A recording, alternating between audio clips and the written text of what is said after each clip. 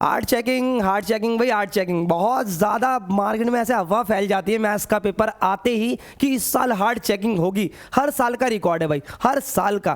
भाई hard checking की जो प्रॉपर एक रियलिटी है ना कि वो कब होती है कब नहीं होती है और इस साल होगी या नहीं होगी, वो मैं आपको समझाने वाला हूँ। दिमाग में अगर बात नहीं आई ना तो कह देना, प्रॉपर तरीके से आपको मैं एक क्लैरिटी देकर जाऊँगा कि हार्ड चेकिंग कब होती है या कब नहीं होती है, या होती भी है या नहीं होती है। ठीक है भाई, उससे पहले मैं आपको बता दूँ, हर साल बच्चों को 100 में से 100 नंबर दिलाने के लिए पूरी तैयारी करवाता हूं और मार्क्स दिलवाता हूं। सेम चीज मैं इस साल आप लोगों के लिए कर रहा हूं। तो भाई देख सकते हो प्रॉपर टाइम टेबल के साथ सारी चीजें पढ़ा रहा हूं, जिसमें वेक्टर 3D, मैट्रिसेस, डिटरमिनेंट, हर एक चीज मैंने करवाई है।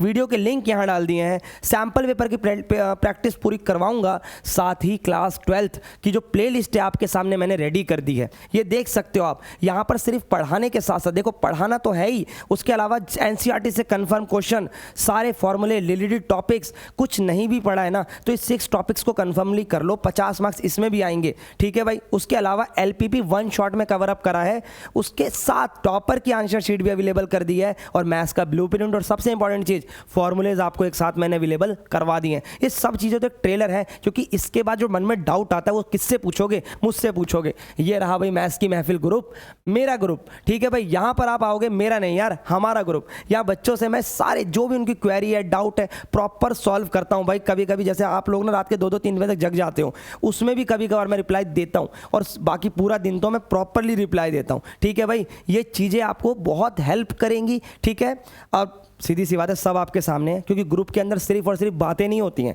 देख सकते हो आप, एमसीक्यू क्विज होती हैं, ताकि प्रैक्टिस भी हो जाए, थोड़ा सा फन भी हो जाए, पढ़ाई के साथ साथ सारी चीज़ें कवर भी हो जाए। देख सकते हो भाई, डे 3 एमसीक्यू का कल था, आज डे 4 हो जाएगा, फिर ऐसे करते करते डे 8 तक बहुत सारे एमसीक्यू की प्रैक्टिस कर लेंगे। चलिए बैक टू द टॉपिक कि भाई हार्ड चेकिंग होती क्या है, ये चीज़ समझते हैं।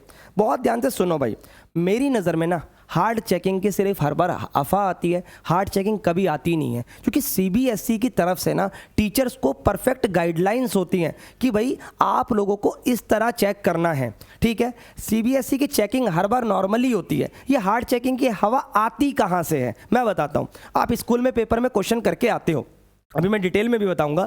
आप स्कूल में जब प्री बोर्ड देते हो, पेपर में क्वेश्चंस करते हो, तो 5 मार्क्स का क्वेश्चन आपने करा, छोटी सी गलती हुई, टीचर बोलता है मैं तो पूरा काट दूंगा, और वो काट भी देता है, तो तुम्हारे मन में एक डर आ जाता है, यार टीचर ने काट दिया तो क्या बोर्ड में भी कट जाएगा? नहीं यार, टीचर आपको वहां पर थोड़ा सा सीख देना चाहता है, इसलिए वो चीज़ करता है।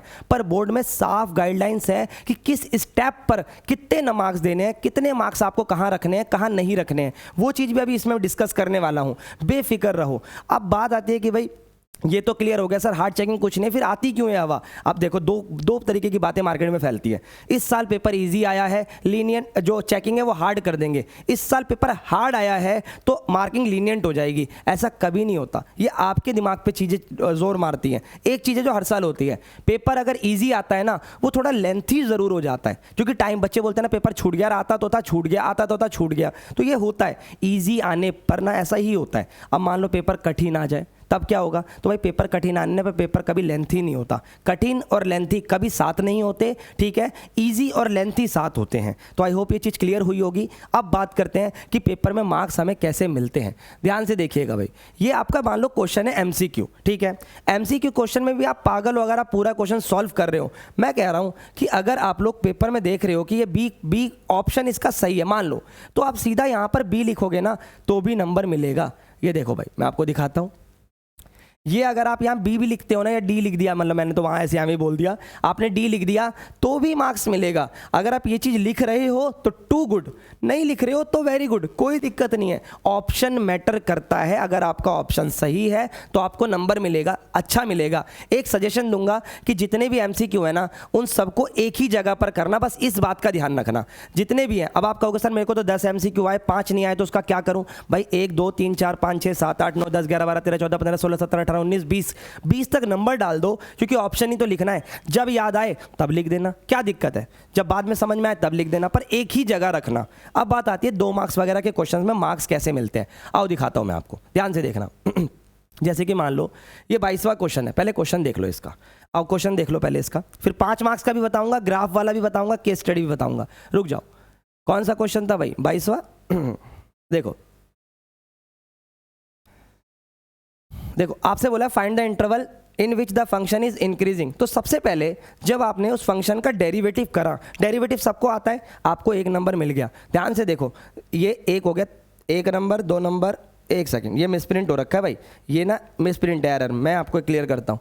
ये हाफ हाफ नंबर की फॉर्म में है, ये थोड़ा ज़्यादा मिसप्रिंट हो गया है क्योंकि 2 मार्क्स के क्वेश्चन में इतने 4 बना दिए और ये ऑफिशियल मार्किंग स्कीम है। कोई बात नहीं, इसको हटाओ, ठीक है। मैं आपको बताता हूँ इसके अंदर मार्क्स कहाँ पर बनता है भाई। देखो यहाँ तक जब आप डेरिवेटिव करके फ्री हो जाते हो इस तरीके से, तो एक नंबर यहाँ बनता है आपका और एक नंबर फाइनल आंसर पे बनता है। तो समझो जब आपने डेरिवेटिव करा और उसको 0 के इक्वल रखा और जो भी x की वैल्यू आ गई तो वो आपका 1 मार्क्स है। उसके बाद आपने इंक्रीजिंग डिक्रीजिंग को साबित कर दिया तो एक और नंबर है। इसको और डिटेल में समझते हैं, ध्यान से देखना किसी और क्वेश्चन के थ्रू। देखो ये देखो, आप देख सकते हो जैसे क्वेश्चन नंबर है 23, ये आपका 2 मार्क्स का। देखो पहले आपने जो डेरिवेटिव करा, सिंपली डेरिवेटिव करा, उसका आपका आधा नंबर मिल गया। मतलब मैं कह रहा हूँ आप जो सोचते हो ना 2 नंबर का क्वेश्चन है, मेरा तो सारा नंबर कट गया, नहीं भाई, अगर तेरे को डेरिवेटिव आता है तो कर दे, आधा नंबर मिल गया।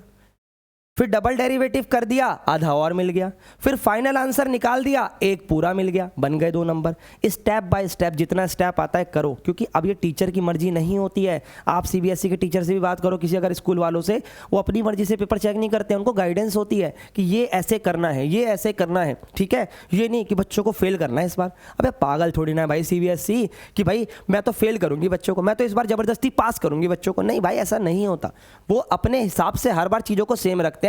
Hard checking is a myth, कुछ नहीं होता। मेरी नज़र में हार्ड चेकिंग कभी होती ही नहीं है। चेकिंग हमेशा सही होती है, हार्ड कभी नहीं होती है। सिर्फ हमें लगता है क्योंकि हमारे नंबर कम आ गए, पेपर हार्ड आ गया, पेपर बहुत इजी आ गया, दिमाग गलत तरीके से ओवर थिंकिंग का जो अपना बर्डन हम सर पर लेकर बैठे हैं ना, बस यही चीज़ होती है। आओ एक बार 5 मार्क्स का क्वेश्चन देखते हैं, तब ज़्यादा क्लैरिटी मिलेगी हमें, ठीक है।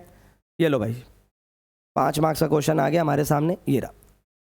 सीधा 3D का क्वेश्चन दिखाता हूँ, ज़्यादा समझ में आएगा। ये देखो मैट्रिक्स का क्वेश्चन देखो, लो मैट्रिक्स आ गए तो वही देख लो।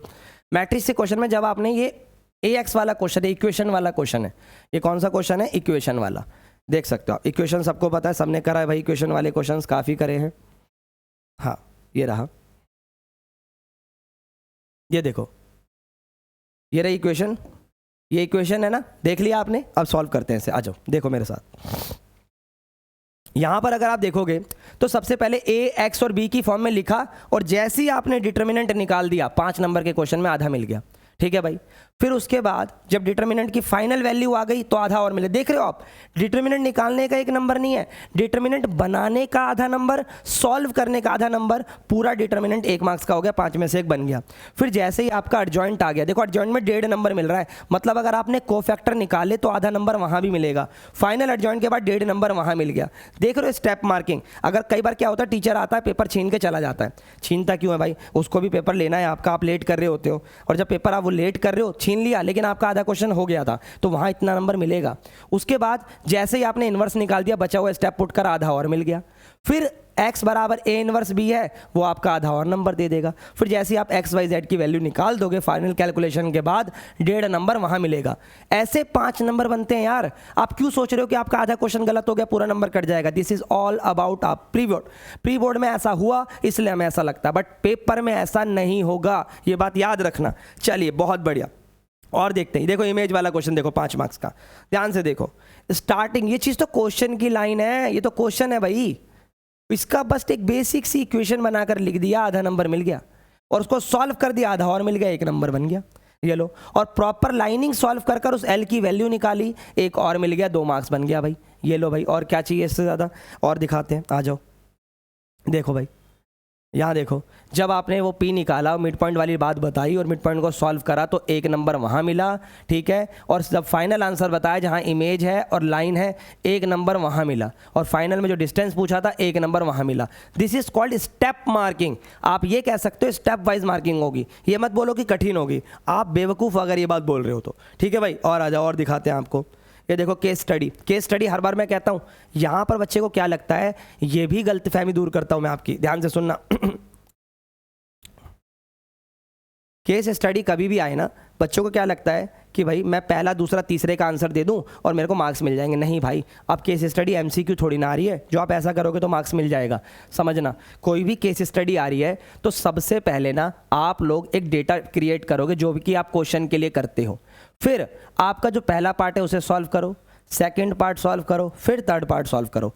इन केस अगर आप फंस भी जाते हो इनकेस अगर आप फंस जाओ तो आप पूरा सवाल सॉल्व करके फाइनल में जाके बोल दो फर्स्ट पार्ट का आंसर, सेकंड का, थर्ड का, तब भी मार्क्स मिलते हैं। ठीक है, और आप देख सकते हो ये तो डायरेक्ट मार्क्स है 1 1 1 और नीचे एक और 1, जब पूरा सॉल्व हो जाएगा 2 मार्क्स। तो इस तरीके से आपको केस स्टडी करनी है, डेटा ज़रूर क्रिएट करना है, तभी नंबर मिलेंगे।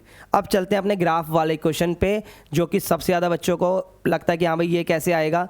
देखो भाई, ग्राफ वाला क्वेश्चन आपका 3 मार्क्स का पूछा गया है। ठीक है, देखो 3 वाला है, 5 का है।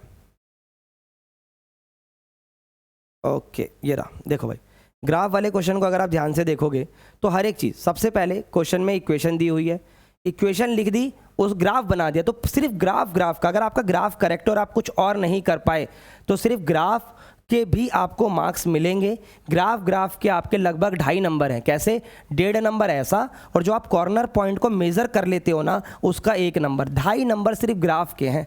अगर आप क्वेश्चन 5 मार्क्स का देखो तो ठीक है, 2.5 नंबर हो गए। उसके बाद कॉर्नर पॉइंट की कैलकुलेशन वगैरह कर फाइनल आंसर जब आप दोगे तो उससे भी मार्क्स बन जाएंगे। ठीक है भाई, तो आपको ये चीज़ समझनी है कि कोई भी क्वेश्चन अगर मैं कर रहा हूँ 1.5 2.5 वटेवर जो भी है, मार्किंग तभी होती है जब आप स्टेप बाय स्टेप ठीक लिखते हो। कॉर्नर पॉइंट आ गया, मैक्सिमम वैल्यू आ गई, आधा नंबर और मिल गया। तो कहने का मतलब है ग्राफ वाले क्वेश्चन में ग्राफ अगर नीट एंड क्लीन हुआ तो मार्क्स मिलेंगे, ग्राफ अगर नीट एंड क्लीन नहीं हुआ तो मार्क्स कट जाएंगे। ये बात कन्फर्म है। भाई 2.5 नंबर आपका सिर्फ कॉर्नर पॉइंट और ग्राफ का है। उससे पहले आप जो इक्वेशंस की बेसिक कैलकुलेशन करते हो ना उसका नंबर नहीं है, आप डायरेक्ट भी लिख सकते हो according to the marking scheme. But मैं सजेस्ट करूंगा उसको लिखो, चाहे नंबर हो या ना हो, क्योंकि वो आपको हेल्प करेगा ये 2.5 नंबर पूरे लेने में। ये 2.5 नंबर अगर अपने को पूरे चाहिए तो ये चीज़ वहीं हेल्प करेगी और कहीं हेल्प नहीं कर सकती। तो आई होप ये मार्किंग स्कीम में हर एक चीज़ क्लियर हो गई होगी। और भी कोई आपका डाउट है, क्वेरी है, कमेंट में आ जाओ, बता दो, सॉल्व करेंगे। ठीक है भाई, चलिए मिलते हैं नेक्स्ट क्लास में। Bye bye and take care.